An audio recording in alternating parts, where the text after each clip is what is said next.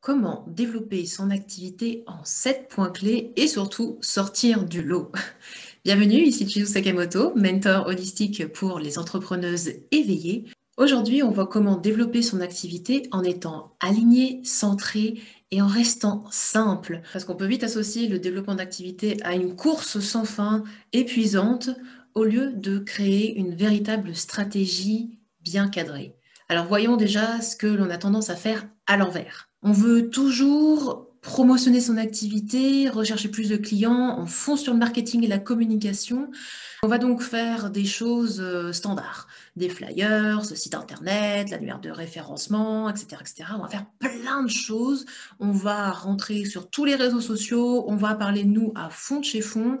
Et du coup, eh bien, on commence aussi à s'épuiser au bout d'un moment parce qu'on a l'impression qu'il faut être partout, tout le temps. Le truc, c'est qu'en fait, en ce moment, le marché du bien-être est en plein boom. Le bien-être, l'accompagnement, le service en général est vraiment en plein boom. Et c'est merveilleux parce que ça apporte beaucoup de changements de conscience pour cette nouvelle société qui est en train de s'installer. On change de paradigme, les gens ont besoin de se ressourcer, de prendre soin d'eux. Mais qu'est-ce qui se passe? Eh bien, il y a beaucoup de propositions du coup qui sont disponibles.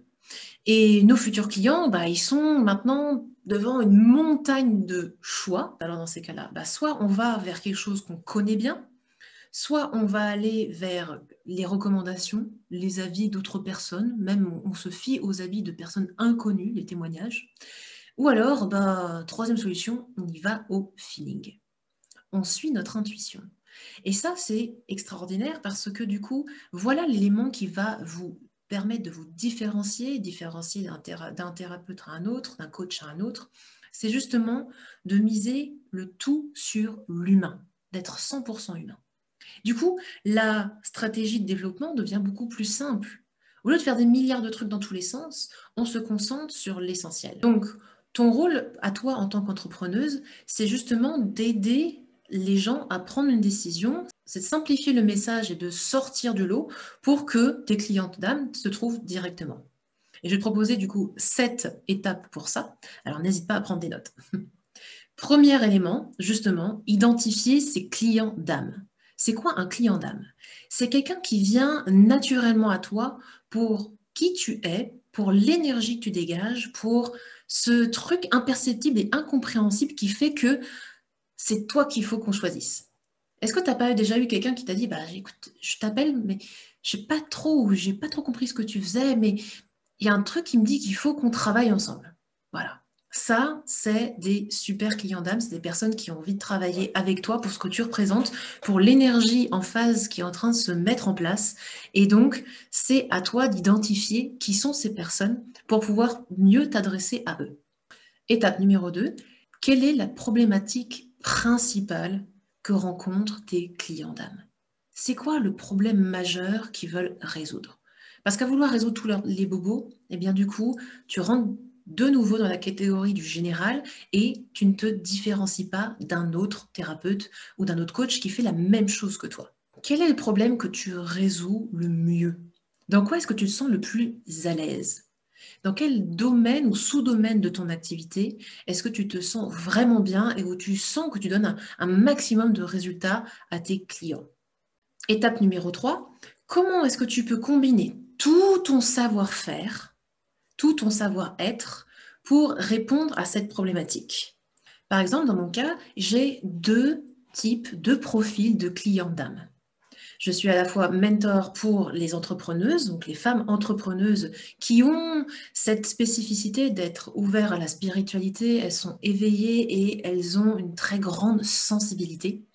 Et de l'autre côté, je m'occupe également des managers, des femmes qui sont à une bonne position dans leur entreprise et qui ont tendance à être un petit peu mangées par leur sensibilité et qui ont besoin de se retrouver, qui ont besoin de reprendre confiance en elles, qui ont besoin de se ressourcer parce qu'elles se dédient tellement aux autres qu'elles se vident littéralement. Donc, je les aide justement à rassembler tout ça, à se réaligner. Donc toi, c'est qui tes clients d'âme? C'est qui ces personnes qui viennent naturellement à toi? C'est qui ces personnes spécifiques que tu adores aider? À partir de là, tu vas pouvoir déterminer, étape numéro 2, une problématique principale. La problématique principale de ces femmes sensibles qui viennent me voir, c'est souvent, elles sont mamans. Voilà. Alors, c'est pas une problématique, mais elles sont mamans. Donc, ce qui se passe, c'est que à la fois dans leur boulot et à la maison, elles doivent gérer une équipe. Dans le boulot, c'est une équipe. Dans la maison, c'est une famille et des enfants qui courent partout, etc. Voilà, plus ou moins grands. Mais ce qui fait que 2 fois dans la journée, elles se dédient à 10 milliards de pourcents aux autres. Donc petit à petit, elles ont tendance à s'oublier et à se vider de leur énergie parce qu'elles n'ont plus de repères sur comment récupérer leur énergie ou alors arrêter les fuites énergétiques. Elles ont de plus en plus de mal à s'affirmer, elles ont peur de blesser les autres. Et puis aussi, en tant que manager, elles n'ont pas envie d'installer une espèce de supériorité avec leur équipe. Elles veulent vraiment guider, inspirer, devenir leader, en fait. Tu vois, donc elles en viennent à culpabiliser au fur et à mesure du temps parce qu'elles ont envie de s'occuper d'elles, de se repositionner, d'avoir une posture plus en phase avec ce qu'elles sont réellement, tout en même temps accompagner les autres. Il faut leur expliquer que finalement, c'est en s'occupant d'elles d'abord qu'elles vont pouvoir redonner aux autres. Voilà. La problématique des entrepreneuses qui viennent me voir, c'est qu'elles veulent développer leur activité, elles sont dépassées par toutes les choses qu'il y a à faire, elles ont souvent d'ailleurs un multipotentiel. Elles ont cumulé plein de diplômes, plein de formations, etc., mais elles ne savent pas quoi en faire. Et donc, le but de mon mentorat, c'est de les aider justement pareil, à rassembler toutes leurs valeurs, tout ce qu'elles savent faire, tout leur savoir-faire, leur savoir-être, pour pouvoir développer une activité qui leur ressemble, une activité qui soit épanouissante et surtout qui leur permette de construire une liberté de temps pour que leur travail ne les mange pas littéralement et qu'elles aient du temps à passer avec leur famille. Okay. Donc toi, tu aides les gens justement comment? Et donc c'était l'étape numéro 3. Comment est-ce que tu réponds à cette problématique? Et là, je t'invite vraiment à réfléchir à tout ce que tu sais faire, à toute ton expérience personnelle, à toute la transformation de vie que tu peux apporter à tes clients. Comment est-ce que tu peux combiner tout ça? Mon exemple, c'est je combine à la fois les soins énergétiques, l'écoute attentive, le mindset, l'état d'esprit, le travail sur l'état d'esprit, et également le mentoring, le mentorat. Parce que je suis passée par là moi-même dans les 2 catégories, donc je sais très bien ce par quoi les gens passent. Et puis à force d'attirer aussi les mêmes personnes, je commence à être plutôt à l'aise dans cette expertise. Toi, c'est quoi? Analyse les cobayes avec qui tu as travaillé, avec qui ça s'est super bien passé, et les clients qui viennent te voir. Étape numéro 4, rayonne tes valeurs et ton histoire. C'est le moment de te réapproprier ta propre histoire, ton propre vécu, ta propre transformation et les valeurs de vie qui te soutiennent. Qu'est-ce qui fait que tu es unique? Qu'est-ce qui te rend unique? Embrasse ça pour que finalement les personnes qui te découvrent quelqu'un avec une sensibilité, quelqu'un qui existe vraiment, un humain en fait, tu vois, une véritable richesse de parcours.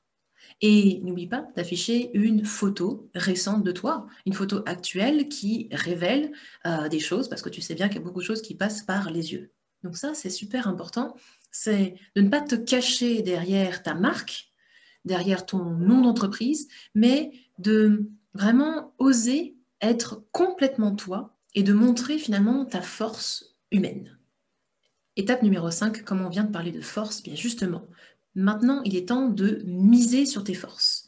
Quand tu veux communiquer, attirer tes futurs clients d'âme, eh bien, apprends à te connaître. Si par exemple tu aimes juste causer, tu n'as pas envie de réajuster tes cheveux, ta tenue, etc. devant la caméra, eh ben, lance-toi dans tout ce qui est audio. Tu peux créer un podcast, tu peux créer une chaîne YouTube qui soit juste avec des audios. Ça fonctionne très très bien du moment que tu parles de ce qui t'anime et pourquoi tu aimes faire ça, qu'est-ce qui est important, comment est-ce que tu peux partager ce que tu fais, ton monde, ton métier. Si tu adores parler devant la caméra, eh bien, hop, c'est parti, lance-toi dans des lives, fais des vidéos, amuse-toi là-dedans, à fond de chez fond, et n'essaie pas de faire des trucs super parfaits. Ça n'est pas nécessaire. Les gens veulent vraiment sentir que tu es accessible, que tu es la personne avec qui ils ont envie de travailler, tout simplement. Donc, reste simple. Maintenant, si tu préfères créer des choses esthétiques, communiquer à l'écrit, alors peut-être que tu as envie de t'amuser sur Instagram, à écrire, des articles de blog, et cetera, et cetera. Donc tu vois que finalement, ça sert à rien d'être partout. Ce que tu veux, c'est vraiment te focuser sur ce sur quoi tu es à l'aise. Alors évidemment, ça va peut-être demander certains efforts au début, mais à force, tu vas cultiver encore ta force et ça va devenir vraiment beaucoup plus naturel. C'est un peu comme apprendre à conduire, si tu veux.